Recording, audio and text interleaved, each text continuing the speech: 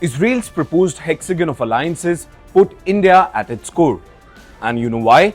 Because Netanyahu understands that New Delhi brings rare strategic credibility, economic heft, and geographical reach in a region that was unfriendly for many years. Also remember, for New Delhi, it may be a big step towards the ambitious project that could theoretically counter the Chinese Silk Route. In fact, in public remarks, Netanyahu has called India a global power whose participation would define the Bloc's character and reach.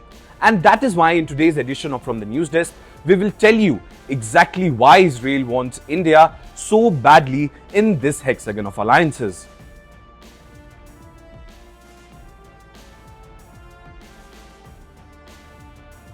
Well, for Israel, India's biggest immediate value is political legitimacy and global credibility for a still fluid security design that might otherwise be seen as a narrow Israeli-led axis. India has cultivated a reputation of strategic autonomy, engaging simultaneously with the United States, Russia, Iran, and the Arab Gulf and Israel, while avoiding formal hard military blocs with any of them. In fact, experts say that this non-aligned yet active profile allows New Delhi to lend any grouping a non-sectarian image, critical when the hexagon is being pitched against radical axes in a deeply polarized region. And at the same time, India's deep, long-running defense ties with Israel signal that its involvement would not be merely symbolic.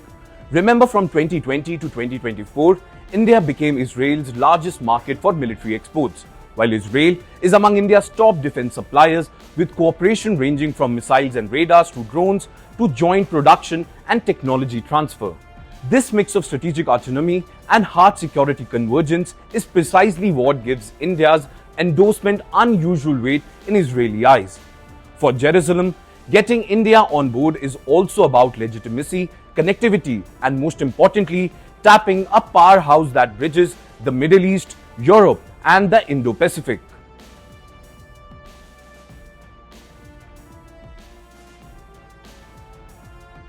Well, Netanyahu's hexagon also talks about an emerging connectivity map in which India is already cast as a key bridge linking Asia, Middle East, and Europe.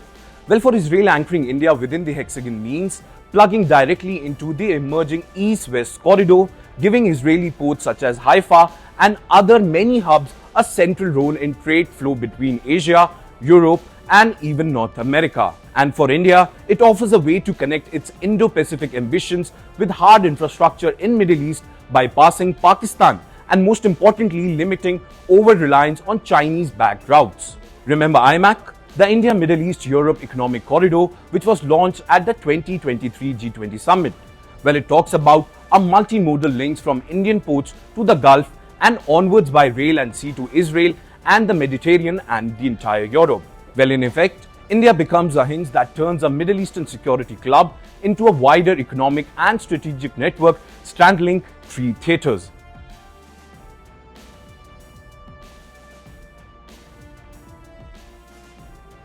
Well, Netanyahu's pitch also banks on India's rise as an economic defense and diplomatic powerhouse that can add real capacity, not just symbolism, to the hexagon. Well, bilateral ties already deal in sectors like technology, agriculture, cybersecurity, and innovation. And in recent statements from both governments highlight plans to develop cooperation in artificial intelligence, quantum computing, and most importantly, advanced defense systems.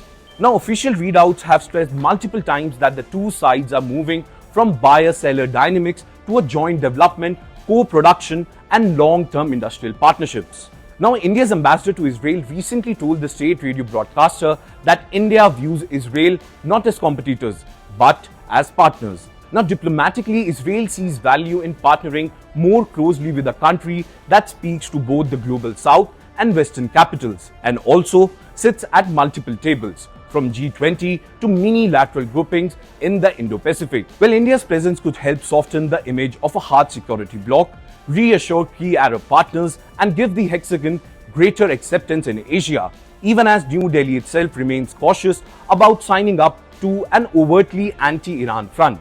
And for Israel, that combination of credibility, connectivity, and capability is precisely why it wants India on board.